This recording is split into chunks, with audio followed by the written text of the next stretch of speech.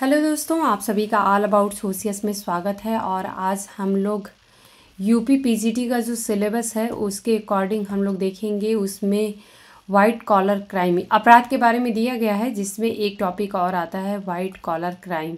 तो इसके बारे में डिस्कस करेंगे। तो ऐसा नहीं कह सकते कि आज का लेक्चर जो है वो यूपी पीजीटी पे ओनली डेडिकेटेड है या फिर यूजीसी नेट पे है या फिर किस एग्ज़ाम के लिए इम्पॉर्टेंट है।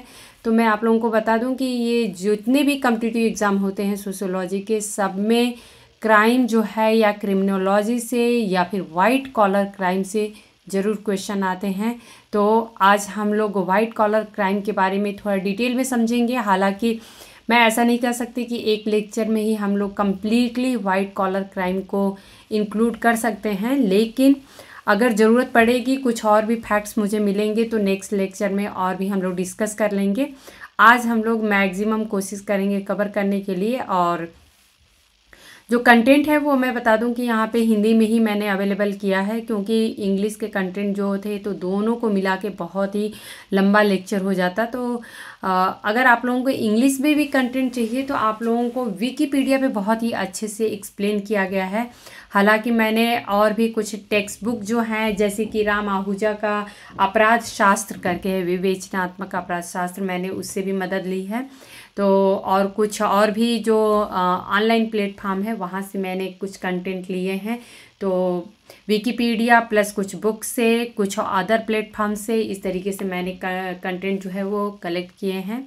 तो चलिए आज हम लोग डिस्कस करते हैं वाइट कॉलर अपराध।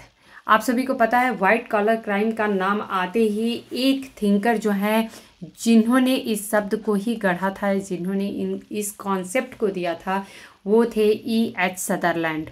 तो सदरलैंड का भी अपना यहाँ पे इम्पोर्टेंस आ जाता है। हालांकि मैंने E.H. सदरलैंड पे एक अलग से सेपरेट मैंने लेक्चर बनाया है। तो आप लोग अगर मेरे प्लेलिस्ट में जाएंगे, कॉम्पिटिटिव ही सीरीज़ में E.H. सदरलैंड अगर आप लोग टाइप करेंगे, सर्च करेंगे, तो आप लोगों को सदरलैंड पे लेक्चर मिल जाएगा।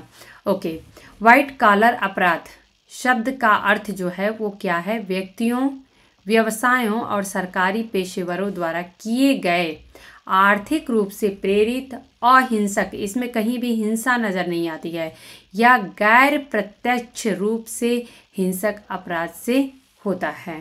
तो जो वाइट कॉलर अपराध है या क्राइम है, इसका जो अर्थ है वो व्यक्तियों, व्यवसायों और सरकारी पेशेवरों द्वारा किए गए आर्थिक रूप से प्रेरित, अहिंसक या गैर प्रत्यक्ष रूप से, यानी कि डायरेक्टली नहीं होता है, हिंसक अपराध से है। माना जाता है कि यह अपराध मध्यम या उच्च वर्ग के व्यक्तियों द्वारा वित्तीय लाभ के लिए किया जाता है। इसे पहली बार समाजशास्त्री एडविन सदरलैंड ने 1939 में अपने व्यवसाय के दौरान सम्मान और उच्च सामाजिक स्थिति वाले व्यक्ति द्वारा किए गए अपराध के रूप में परिभाषित किया था। तो ये एक इनके द्वारा परिभाषा भी दी गई है, तो ये आप लोग जरूर ध्यान रखिएगा। अपने व्यवसाय के दौरान सम्मान और उच्च सामाजिक स्थिति वाले व्यक्ति द्वारा किया गया अपराध जो होता है वो वाइट कॉलर क्राइम होता है। ओके, विशिष्ट वाइट कॉलर अपराधों में क्या क्या आता है? वेतन चोरी, धोखाधड़ी, रिश्वतखोरी, पूंजी योजनाएं जो होती हैं, इनसाइडर ट्रेडिंग, श्रम धोखाधड़ी, गबन, साइबर अपराध, कॉपीराइट उल्लंघन, मनी लॉन्ड्रिंग, पहचान की चोरी यानी कि किसी की आइडेंटिटी को चुरा लेना, जालसाजी शामिल हो सकता है। वाइट कॉलर अपराध जो है वो कारपोरेट अपराध के साथ ओवरलैप होता रहता है। अक्सर करके दोनों की मीनिंग जो है वो एक जैसी ही निकलती है, बट हम लोग इसको डिफ्रेंशिएट करेंगे आगे लेक्चर में। और जब बात यहाँ पे E.H. सदरलैंड की हो रही है और यहाँ पे वाइट कॉलर क्राइम की हो रही है, तो E.H. सदरलैंड ने कुछ महत्वपूर्ण पुस्तकें लिखी हैं, उसको मैंने यहाँ पे मेंशन किया है, तो आप लोग ध्यान दीजिएगा। 20,000 होमलेस मैन 1936 में इन्होंने बुक लिखी थी। द प्रोफेशनल थिप, ये जो है 1937 में बुक आती है।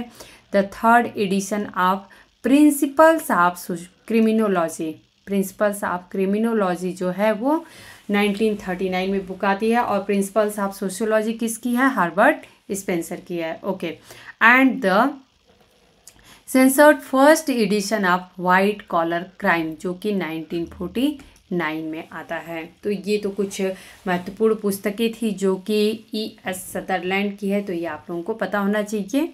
ओके, यहाँ पे अब हम लोग कुछ परिभाषाओं को देख लेंगे। तो यहाँ पे सबसे पहले जो इस शब्द को गढ़े थे, पहले उन्हीं की परिभाषा को हम लोग देखेंगे।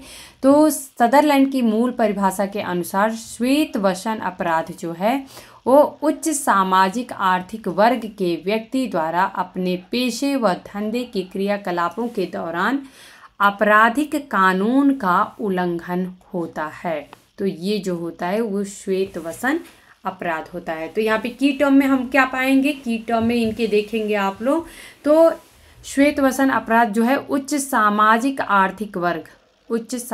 आर्थिक वर्ग के द्वारा अपने पेशे व धंधे के क्रियाकलापों के दौरान आपराधिक कानून का उल्लंघन होता है। तो आपराधिक कानून का उल्लंघन जो है वो कई लोगों ने बताया है यहाँ पे, लेकिन यहाँ पे आप लोग ध्यान दीजिएगा कि आपराधिक कानून की बात जो है वो सदरलैंड ही करते हैं। ओके, अगली इनकी परिभाषा हम लोग देख लेते हैं।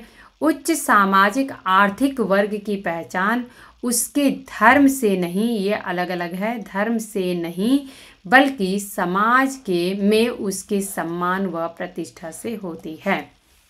तो इन्होंने कहा कि जो उच्च सामाजिक आर्थिक वर्ग की पहचान है, जिनका सोशल और इकोनॉमिक लेवल जो होता है हाई होता है, ऐसे वर्ग की पहचान उसके धर्म से नहीं होती है कि वो किस धर्म से जुड़ा हुआ है, बल्कि समाज में उसे कितना रिस्पेक्ट मिल रहा है, कितना सम्मान और प्रतिष्ठा दिया जा रहा है, इससे होता है।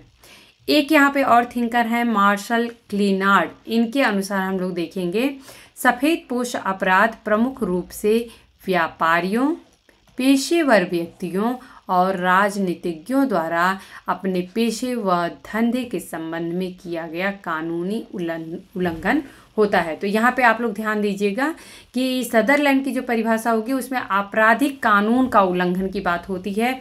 वहीं पे मार्शल क्लिनार्ड जो हैं, इसमें इन्होंने व्यापारियों, पेशेवर व्यक्तियों, राजनीतिज्ञों सबको इन्होंने इंक्लूड किया है और इन्होंने बताया है कि इनके द्वारा अपने पेशेवर धंधे के संबंध में किया गया कानूनी उल्लंघन की बातें करते हैं, ना कि आपराधिक कानून का उल्लंघन की बात करते हैं। ओके, फ्रैंक हार्टिंग के अनुसार देखेंगे वह अपराध जो व्यापार संचालन में व्यापार के नियमों का उल्लंघन हो। बहुत ही सिंपल सी परिभाषा है इनकी कि वह अपराध जो व्यापार संचालन में व्यापार के नियमों का उल्लंघन होता है। अगर हर व्यापार संचालन में कुछ उनके नियम होते हैं, उन नियमों का यदि उल्लंघन किया जा रहा है जो किसी व्यापार प्रतिष्ठान या उसके अभिकर्ता द्वारा किया गया हो, तो उसको हम वाइट कॉलर क्राइम कहेंगे। ओके, अब यहाँ पे हम लोग परिभाषा संबंधी कुछ मुद्दों को देख लेंगे। तो आधुनिक अपराध शास्त्र आमतौर पर अपराध के प्रकार और विषय के आधार पर वर्गीकरण करना पसंद करता है, यानी इसके भी कई सारे हमको वर्गीकरण क्लासिफिकेशन देखने को मिलते हैं। अपराध के प्रकार के अनुसार अगर हम देखें तो जैसे कि संपत्ति अपराध है, आर्थिक अपराध है और पर्यावरण तथा स्वास्थ्य एवं सुरक्षा कानून उल्लंघन जैसे अन्य कॉर्पोरेट अपराध भी होते हैं। कुछ अपराध केवल अपराधी की पहचान के कारण ही संभव होते हैं, जैसे कि अंतर्राष्ट्रीय मनी लॉन्ड्रिंग के लिए बैंकों में कार्यरत जो वरिष्ठ सीनियर जो ऑफिसर्स होते हैं, अधिकारी होते हैं, उनकी भागीदारी की आवश्यकता होती है। अब अंतर्राष्ट्रीय लेवल पे हम देखें, इंटरनेशनल लेवल पे मनी लॉन्ड्रिंग जो होती है तो वो ऐसे तो होती नहीं है, तो बैंक में जो हमारे सीनियर ऑफिसर्स बैठे रहते हैं उनकी भागीदारी उसमें हमें दिखाई देती है। हालांकि FBI ने संकीर्ण दृष्टिकोण अपनाया है। सफ़ेद पोश अपराध को वे अवैध कार्य जो छल, छिपाव या विश्वास के उल्लंघन की विशेषता रखते हैं और जो शारीरिक बल या हिंसा के प्रयोग व धमकी पर निर्भर नहीं है, इसके रूप में परिभाषित किया है। तो FBI ने जो है उसने इस तरीके की परिभाषा सफ़ेद पोश अपराध की दी है। जबकि सफ़ेद पोश अपराध जो है इसकी वास्तविक सीमा और लागत जो है वो अज्ञात है, वो अननोन है, पता नहीं कितना हो सकता है। तो जो भी सफ़ेद पोश अपराध होता है इसमें अगर रियल में देखा जाए तो इसकी ना तो कोई हमें सीमा नज़र आती है और ना ही इसका कोई लागत नज़र आता है कि हाँ कितना हो सकता है। FBI और association of certified fraud examiners का अनुमान है कि संयुक्त राज्य अमेरिका को होने वाले वार्षिक लागत में जो कि 300 बिलियन से 660 बिलियन के बीच में होता है। ओके, अपराधी के प्रकार के आधार पर जैसे कि सामाजिक वर्ग या उच्च सामाजिक आर्थिक स्थिति, विश्वास या पेशे के पदों पर कब्जा या शैक्षणिक योग्यता, आपराधिक व्यवहार के लिए प्रेरणाओं पर शोध करना जैसे कि लालच या आर्थिक कठिनाइयाँ स्पष्ट होने पर प्रतिष्ठा खोने का डर, ये सब हमको दिखाई देता है। शावर और राइट एक कानून में अधिनियमित अपराध की आवश्यक तटस्थता की ओर इशारा करते हैं। यह लगभग अनिवार्य रूप से अमूर्त रूप में आचरण का वर्णन करता है, न कि इससे करने वाले व्यक्तियों के चरित्र के संदर्भ में। तो ऐसा नहीं हम कह सकते हैं कि जो व्यक्ति इस तरीके का अपराध करता है उसके चरित्र पे हम संदेह कर सकते हैं, तो ये उसको डिफाइन नहीं करता है, बल्कि दिया है कि जो कि हमें एक लोग कहते हैं ना कि जैसे किसी फील्ड में हम ऐसे चले गए जहाँ पे घुसखोरी चलती ही है, तो वहाँ पे एक अकेला इंसान ईमानदार भी होके कुछ नहीं कर पाएगा, उसकी मजबूरी भी हो सकती है कि वो उसको करने के लिए मजबूर हो जाए। तो यह लगभग अनिवार्य रूप से अमूर्त होता है, दिखाई नहीं देता है, तो अमूर्त रूप में आचरण का वर्णन करता है। तो जो हमें नहीं दिखाई देता है ऐसे आचरण का ये वर्णन करता है, ना कि हमको दिखाई देने वाले चरित्र के रूप में। इस प्रकार एक अपराध दूसरे से केवल एक तरह से भिन्न होता है, वह है उसके अपराधियों की पृष्ठभूमि और विशेषताएं। तो कौन कौन सी किस पृष्ठभूमि में हो रहा है अपराध और क्या उसकी विशेषता है। अपराधी या अपराध के बजाय संगठनात्मक संस्कृति द्वारा जो संगठित अपराध के साथ ओवरलैप होता है। एप्पलबाम और चैम्बलिस दोहरी परिभाषा प्रस्तुत करते हैं। तो यहाँ पे एप्पलबाम और चैम्बलिस के द्वारा एक परिभाषा दी गई है। व्यावसायिक अपराध, इन्होंने व्यावसायिक अपराध की बात की है कि व्यावसायिक अपराध तब होता है जब व्यक्तिगत हितों को बढ़ावा देने के लिए अपराध किया जाता है, यानी कि व्यक्तिगत यानी पर्सनल हमारे जो हित हैं उनको बढ़ावा देने के लिए जब कोई अपराध किया जाता है तो उसे हम व्यावसायिक अपराध कहते हैं। जैसे रिकॉर्ड में हेराफेरी करके और अधिक पैसे लेकर या पेशेवरों द्वारा ग्राहकों को धोखा देकर। संगठनात्मक या कारपोरेट अपराध जो होता है वो तब होता है जब कारपोरेट अधिकारी अपनी कंपनी को लाभ पहुंचाने के लिए अधिक शुल्क लेने या मूल्य निर्धारण या झूठे विज्ञापन आदि के माध्यम से आपराधिक कृत्य करते हैं। ओके, अब हम लोग यहाँ पे थोड़ा अपराध के एक एक हम लोग टाइप को ब्रीफली समझ लेंगे। तो अन्य प्रकार के अपराध के से संबंध क्या है इसका, तो सबसे पहला हम देखेंगे ब्लू कॉलर अपराध, यानी ब्लू कॉलर क्राइम क्या होता है इसके बारे में समझेंगे। ये अपराध जो है वो किए गए अपराध के प्रकार इस बात पर निर्भर करते हैं कि संभावित अपराधी को क्या उपलब्ध है। इस प्रकार अपेक्षाकृत अकुशल वातावरण में कार्यरत लोगों के पास उन लोगों की तुलना में शोषण के कम अवसर होते हैं जो ऐसी स्थिति में काम करते हैं जहां बड़े वित्तीय लेन देन होते हैं। तो अभी जैसे छोटा कोई अगर मान लेते हैं कि ब्लू कॉलर जो ऑक्यूपेशन है, जिसमें ब्लू कलर ऑक्यूपेशन आप लोगों को पता होगा, जिसमें कि आप लोग देखेंगे निचले जो लेवल के पोस्ट होते हैं, पद होते हैं, वैसे लोग होते हैं। तो जैसे कि आपको हेल्पर दिखेंगे, चपरासी दिखेंगे या फिर टेक्नीशियन दिखेंगे, इस तरीके की जो पोस्ट होती है तो वहाँ पे उन लोगों को इतना ज़्यादा वित्तीय लेन देन तो होता नहीं है। तो ये जो होता है ऐसे में हम देखेंगे कि अपराध जो होता है काफ़ी एक निचले स्तर पे होता है। ब्लू कॉलर अपराध जो होते हैं वो अधिक स्पष्ट होते हैं और इस तरह बर्बरता या दुकानदारी जैसे अपराध अधिक सक्रिय पुलिस को ध्यान आकर्षित करते हैं। इसके विपरीत सफ़ेद पोश कर्मचारी वैध और आपराधिक व्यवहार को शामिल कर सकते हैं। इस प्रकार अपराध करते समय खुद को कम स्पष्ट करते हैं। इसलिए ब्लू कॉलर अपराध अधिक बार शारीरिक बल का उपयोग करेगा। इसके विपरीत कॉर्पोरेट जगत में पीड़ित की पहचान कम स्पष्ट होती है और रिपोर्टिंग का मुद्दा जो है वो शेयर धारक मूल्य की रक्षा के लिए वाणिज्यिक गोपनीयता की संस्कृति के कारण जटिल भी होता है।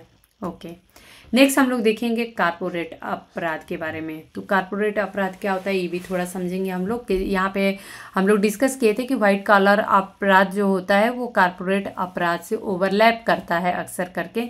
तो क्या है इसको हम लोग समझेंगे। कारपोरेट अपराध जो होता है वो व्यक्तियों के बजाय निगम यानी कि कंपनी या अन्य प्रकार के व्यावसायिक संगठन जो होते हैं उनको लाभ पहुंचाता है। हालांकि यह निगम के भीतर उच्च पदस्थ व्यक्तियों के निर्णयों का परिणाम हो सकता है। व्यक्तियों के विपरीत निगमों पर आपराधिक न्यायालयों में मुकदमा नहीं चलाया जाता है। तो ये आप लोग देखेंगे कि यहाँ स्थिति कैसी होती है। इसीलिए वाइट कॉलर अपराध में भी हमको ये दिखता है कि अपराध जो होता है होता तो है लेकिन उसको फाइंड आउट करना बहुत ही मुश्किल काम होता है। तो जिसका अर्थ है कि अपराध शब्द वास्तव में लागू होता ही नहीं है। कारपोरेट जो क्राइम होता है, मुकदमेबाजी आमतौर पर सिविल न्यायालयों में या विशिष्ट प्रकार के अपराधी पर अधिकार क्षेत्र वाले संस्थानों द्वारा की जाती है, जैसे कि US securities and exchange commission जो वित्तीय बाजार और निवेश विधियों के उल्लंघन पर मुकदमा चलाता है। ओके, नेक्स्ट हम लोग देखेंगे राज्य कारपोरेट अपराध क्या होता है, यानी स्टेट कारपोरेट क्राइम क्या होता है। तो राज्य कारपोरेट अपराध जो होता है वो अवैध या सामाजिक रूप से हानिकारक कार्य है जो तब होते हैं जब एक या अधिक संस्थाएं या राजनीतिक शासन आर्थिक उत्पादन और वितरण की एक या अधिक संस्थाओं के साथ सीधे सहयोग में किसी लक्ष्य का पीछा करते हैं। तो इसमें हम देखेंगे कि जो राजनीतिक एजेंसियां होती हैं वो भी काफ़ी ज़्यादा इसमें लिप्त होती हैं। राज्य और निगम के बीच समझौते की बातचीत दोनों पक्षों में अपेक्षाकृत वरिष्ठ स्तर पर होती है, काफ़ी ऊंचे स्तर पर होती है और यह लगभग विशेष रूप से एक सफ़ेद पोश स्थिति होता है जो अपराध के लिए अवसर प्रदान करती है। हालांकि कानून प्रवर्तन ने सफ़ेद पोश अपराध को प्राथमिकता देने का दावा किया है। साक्ष्य बताते हैं कि यह अभी भी कम प्राथमिकता वाला है, इतना ज़्यादा इसको हम फाइंड आउट नहीं कर पाते हैं और इसकी वजह से इतना ज़्यादा इसको इम्पोर्टेंस भी नहीं दिया जाता है क्योंकि ये लोगों के नज़र में नहीं आता है। जब किसी निगम के वरिष्ठ स्तर के लोग कंपनी का उपयोग करके आपराधिक गतिविधि में संलग्न होते हैं तो इसे कभी कभी नियंत्रण धोखाधड़ी भी कहा जाता है। ओके, संगठित अंतर्राष्ट्रीय अपराध भी हमें देखने को मिलता है, ऑर्गेनाइज्ड इंटरनेशनल क्राइम। तो संगठित अंतर्राष्ट्रीय अपराध जो होता है वो संगठित आपराधिक गतिविधि है जो राष्ट्रीय अधिकार क्षेत्र में होती है, राष्ट्रीय नेशनल लेवल पे होती है और परिवहन और सूचना प्रौद्योगिकी में प्रगति के साथ साथ कानून प्रवर्तन अधिकारियों और नीति निर्माताओं को वैश्विक स्तर पर अपराध के इस रूप पर प्रतिक्रिया देने की आवश्यकता है।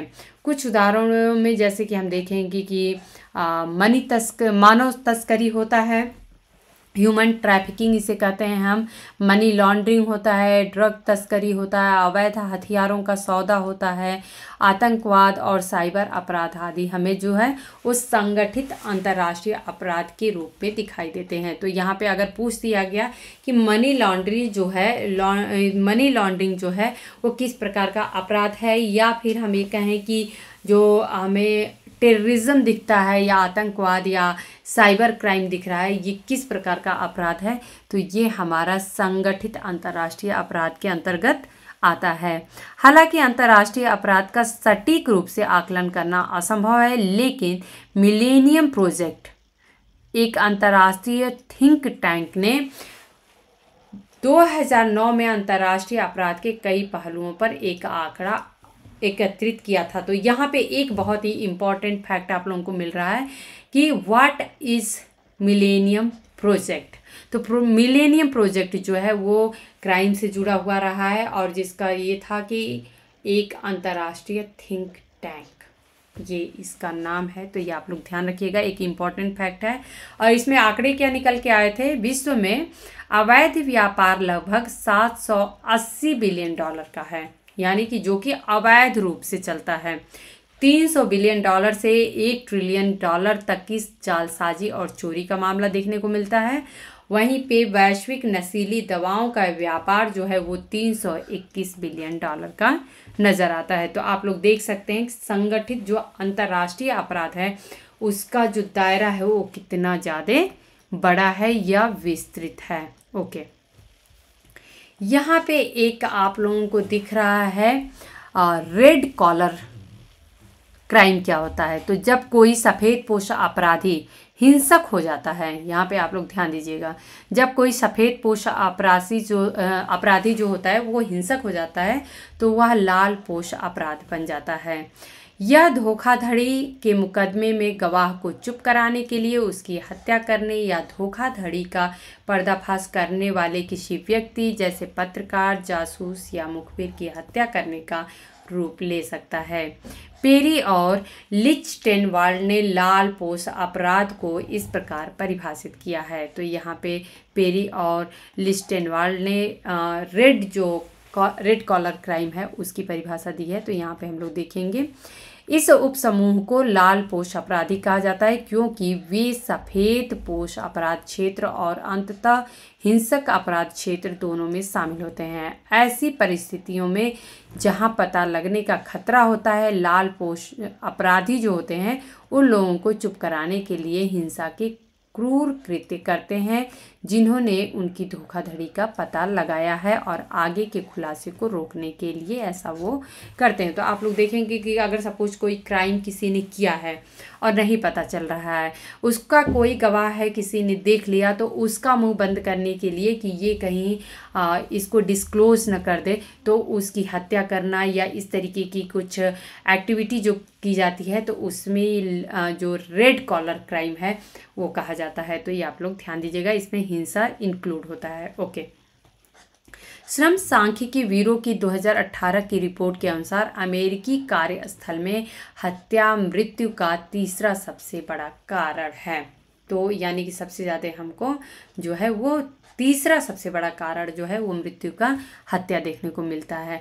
अटलांटिक पत्रिका में बताया गया कि लाल कॉलर अपराधियों में अक्सर आत्मरक्षा और मनोरोगी के लक्षण होते हैं, जो विडंबना यह है कि भर्ती प्रक्रिया में वांछनीय गुणों के रूप में देखे जाते हैं, भले ही यह किसी कंपनी को सफ़ेद पोश अपराधी को रोजगार देने के जोखिम में डालता है। एक अन्वेषक जो हैं रिचर्ड जी ब्रॉडी ने कहा है कि हत्याओं का पता लगाना मुश्किल हो सकता है क्योंकि इन्हें दुर्घटना या आत्महत्या समझ लिया जा सकता है। तो सपोज किसी की जैसे कि एक्सीडेंट करा के हत्या करा दी जाती है या किसी को इतना मजबूर कर दिया जाता है कि वो खुद सुसाइड कर लेता है, तो इस तरीके की जो क्राइम होते हैं उनका पता लगाना बहुत ही मुश्किल हो पाता है कि आखिर में ये हत्याएं हुई तो कैसे हुई। उन्होंने कहा है कि जब भी मैं किसी हाई प्रोफाइल अधिकारी के मृत पाए जाने के बारे में पढ़ता हूँ तो मुझे तुरंत लाल पोश अपराध की याद आती है।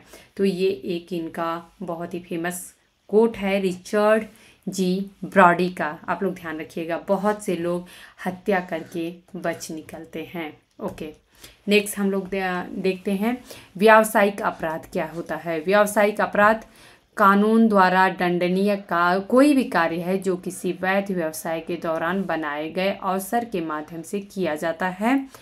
व्यक्ति रोजगार या बेरोजगारी के दौरान अपराध कर सकते हैं। दो सबसे आम रूप जो है वो चोरी और धोखाधड़ी दिखाई देता है। चोरी अलग अलग डिग्री की हो सकती है, एक पेंसिल से लेकर फर्नीचर से लेकर कार तक।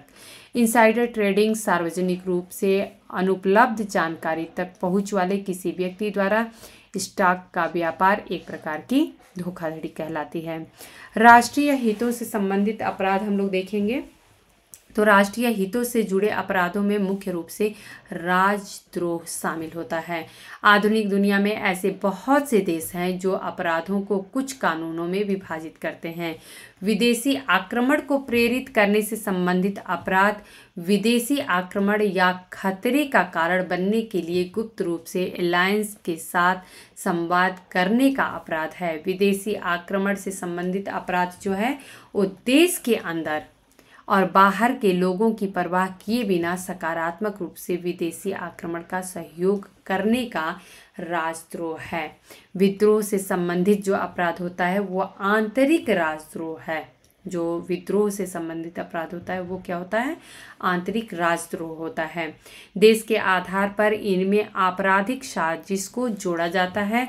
जैसे कि एक उदाहरण में हम देखेंगे कि मलेशियाई व्यवसायी और अंतर्राष्ट्रीय भगोड़ा जो होलो है, जिसने मलेशियाई संप्रभु धन कोष 1 MDB से अरबों अमेरिकी डॉलर चुराए हैं। तो इस तरीके के कुछ हमें क्राइम देखने को मिलते हैं। ओके, जनसांख्यिकी पे हम लोग देख लेते हैं।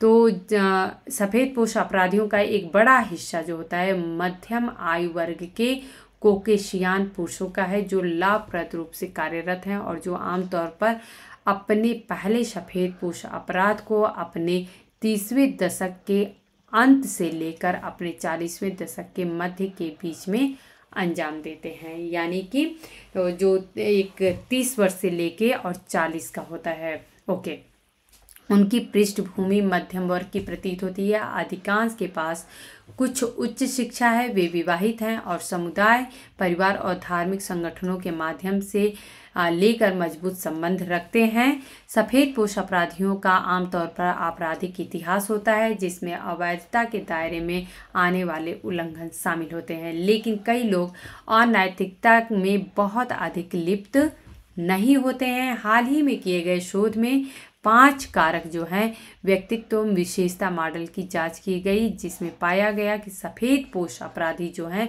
अपने गैर अपराधी समकक्षों की तुलना में अधिक विक्षिप्त और कम सहमत और कर्तव्यनिष्ठ होते हैं। ओके,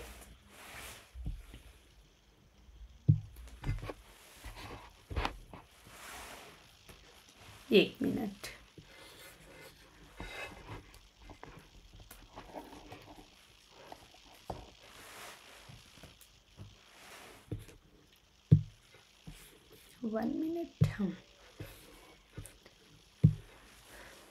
सज़ा का अगर हम बात करें तो क्या रहता है, तो संयुक्त राज्य अमेरिका में सफ़ेदपोश अपराधों के लिए सज़ा में कारावास, जुर्माना, क्षतिपूर्ति, सामुदायिक सेवा, निष्कासन, परिवीक्षा या अन्य वैकल्पिक सज़ा का संयोजन शामिल हो सकता है। जेफरी स्किलिंग और एनरॉन घोटाले के बाद ये दंड जो है वो कठोर हो गए हैं। तो ये कुछ घोटाले हैं।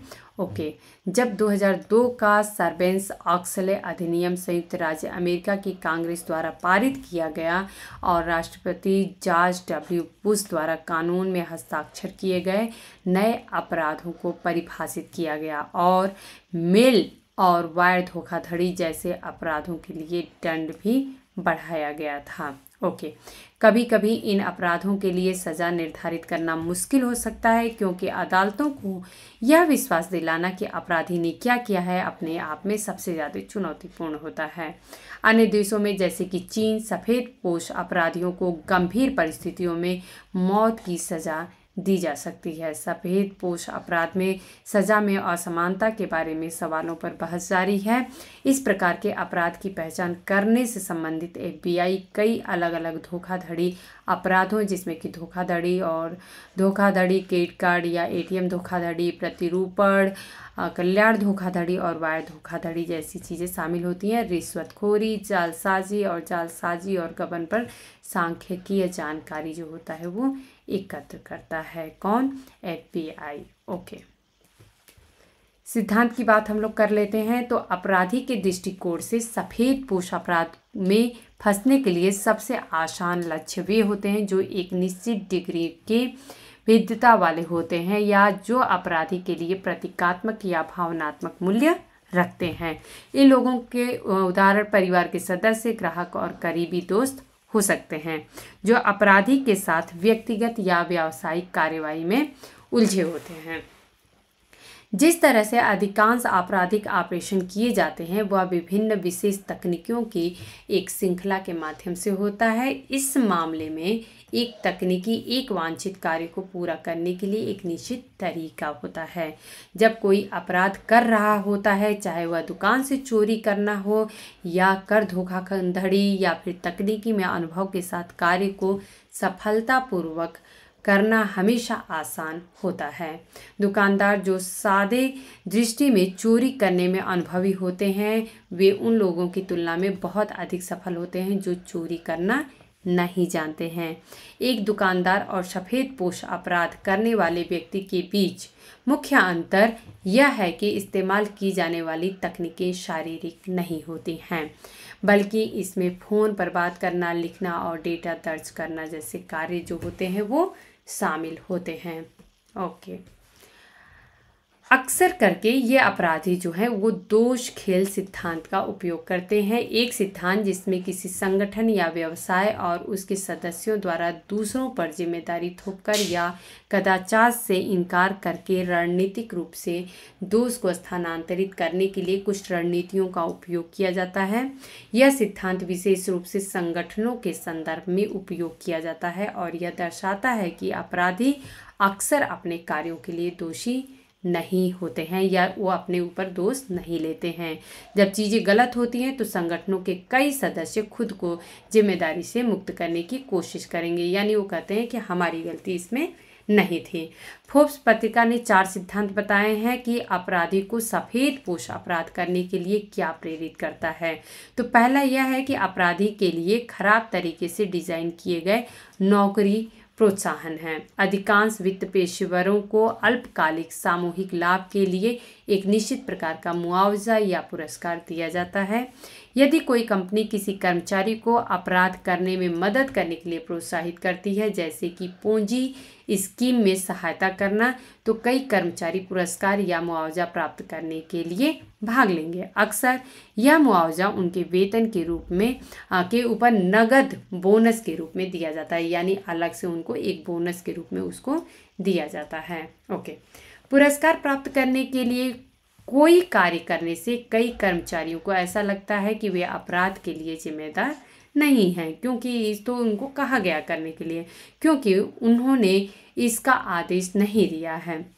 दोष खेल सिद्धांत तब सामने आता है जब अवैध गतिविधियों को अंजाम देने के लिए कहा जाता है। उन्हें लगता है कि वे खुद के बजाय अपने मालिकों पर दोष लगा सकते हैं कि इसमें मेरी गलती थोड़ी ना है, इसमें हमें ऊपर से ऑर्डर मिला था।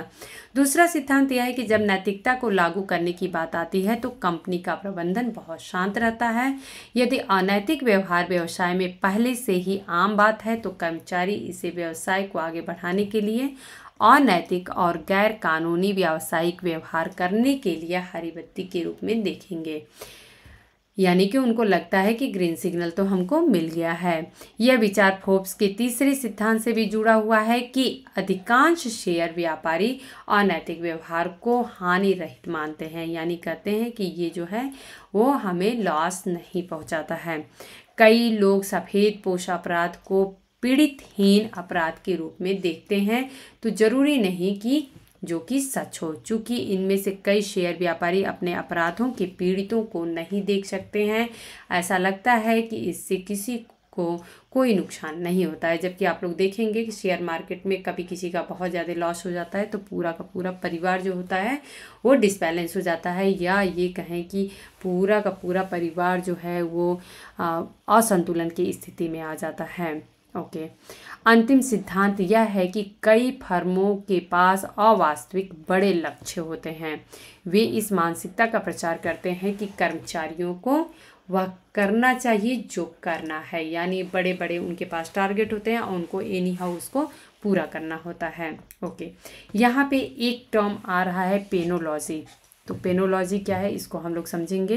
तो ये जो है पेनोलॉजी इज अ सब फील्ड ऑफ क्रिमिनोलॉजी। तो ये आप लोग ध्यान दीजिएगा कि पेनोलॉजी जो होता है वो क्रिमिनोलॉजी का ही एक सब फील्ड है, अपराध शास्त्र का ही, that deals with the philosophy and practice of various societies in their attempt to repress criminal activities and satisfy public opinion via an appropriate treatment regime for persons convicted of criminal offenses।